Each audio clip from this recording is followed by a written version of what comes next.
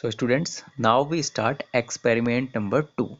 Okay, the aim of this experiment to demonstrate anaerobic respiration in germinating seeds. So apparatus which needed by us to conduct this experiment, first is small test tube, second one slightly deep petri dish, okay, forceps, mercury, germinating seeds and crystal of KOH, okay, potassium hydride. So you have to procedure. What are the procedure for this? You have to pour mercury in a small test tube. Okay, who is doing this?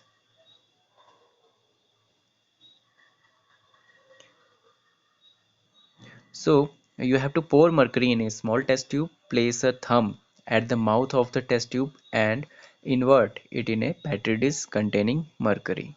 Okay, then you have to remove the thumb only when the mouth of the test tube is dipped in mercury to ensure that no air enters in the test tube. Slightly tilt the last tube and uh, what you have to do, slightly tilt the test tube and introduce into its mouth a few germinating seeds. The seeds being light would rise to the top of mercury. Leave the apparatus undisturbed for an hour and note the level of mercury in the test tube. So you have to do this activity.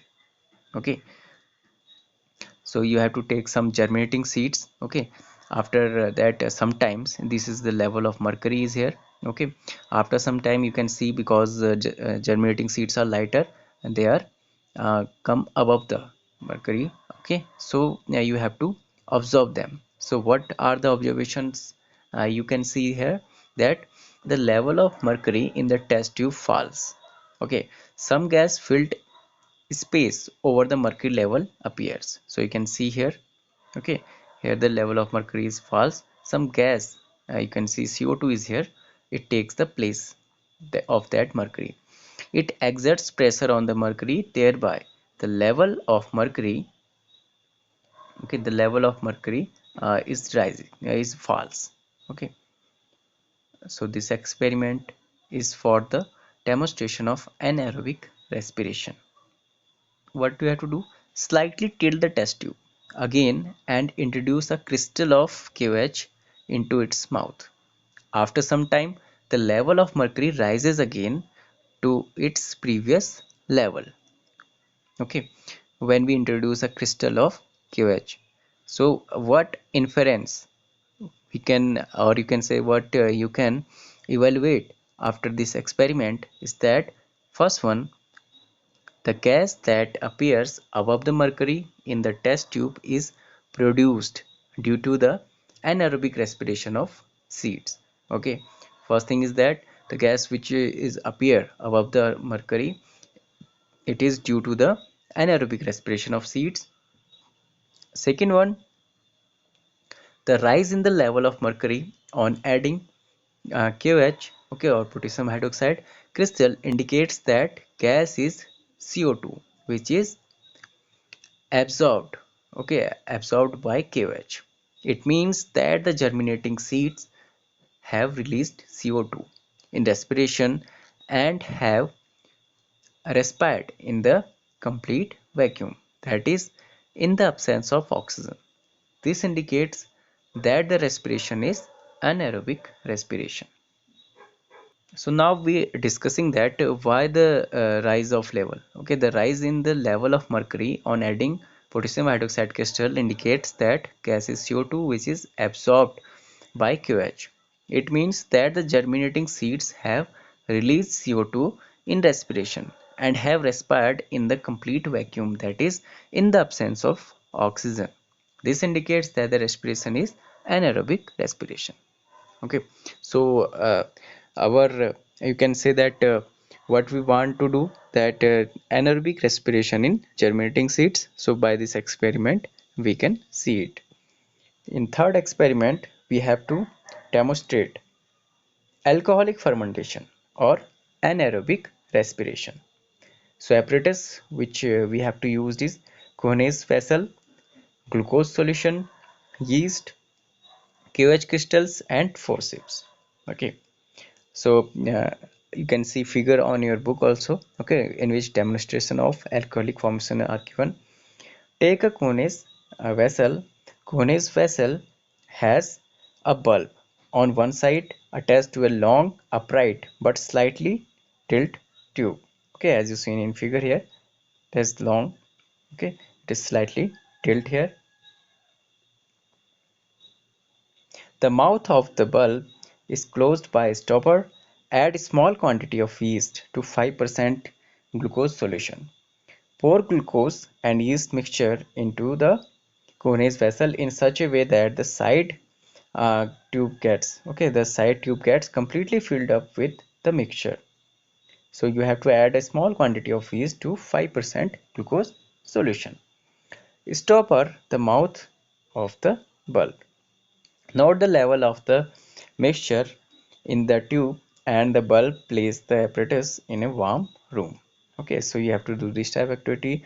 Glucose solution in which very small amount of yeast, okay, you have to add. Then you have to notice the level of mixture in the tube and in the bulb. So you have to just note this level. Okay.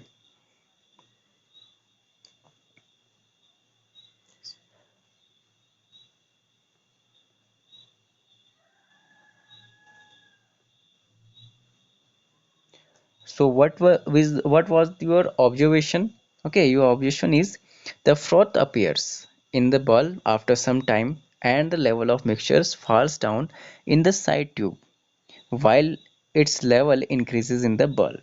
Okay, so you can understand that in bulb it's the mixture level increases, and in the tube, okay, after some time it will be decreases. So what inference you can understand from this experiment is that this indicates that the gas is formed which is collected at the top of the tube that exerts pressure on the mixture. Okay, as we know that gas is lighter than any you can say that liquid. Okay, so it goes as upside, okay, at the higher level, okay, in which it can go. So then it exerts pressure on the mixture. Therefore, the level falls in the side tube and increases in the bulb. Remove the stopper from the mouth of the bulb, add few crystal of QH and immediately replace the stopper.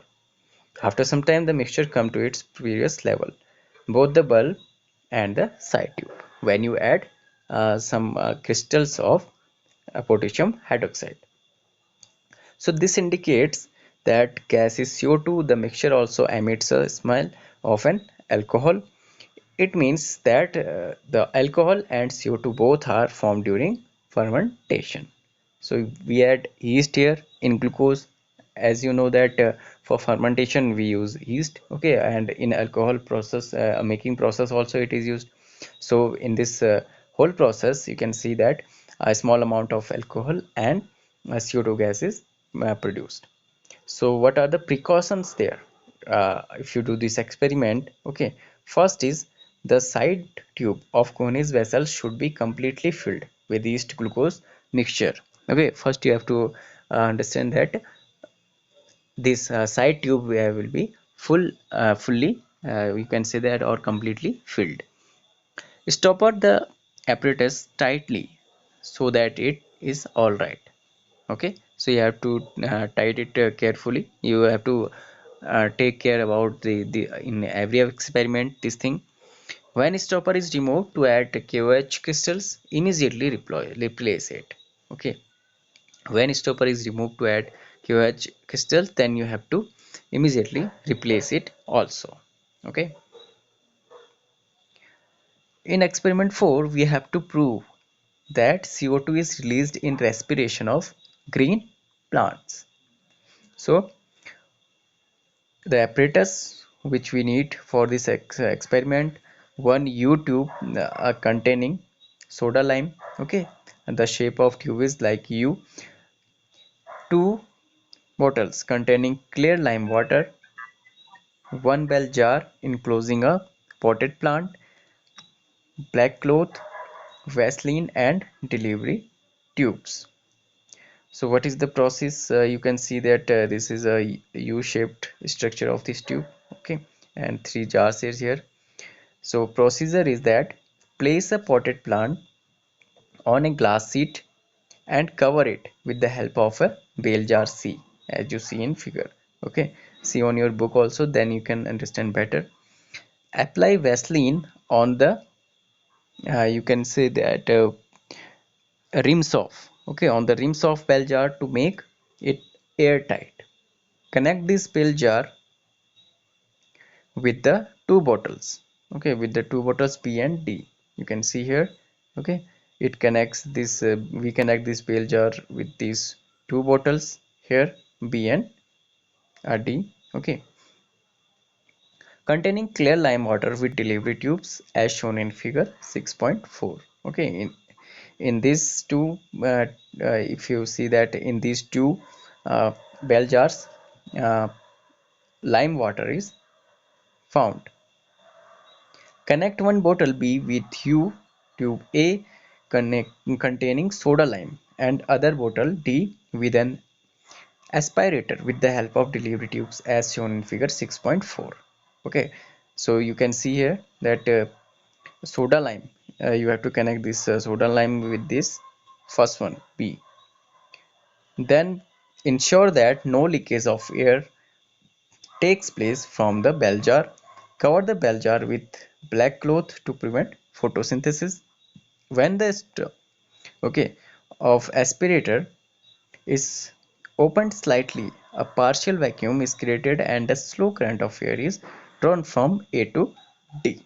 So you have to pass just a slow, very slow current from A to D, and you have to remember that we are doing the experiment to demonstrate the process of respiration, so we have to prevent photosynthesis in plant. So what observations you have to make? First is lime water in bottle D turns milky and lime water in bottles B remain clear. So you can see in figure also, in D lime water and you can say turn milky, and in B it remains clear. Okay,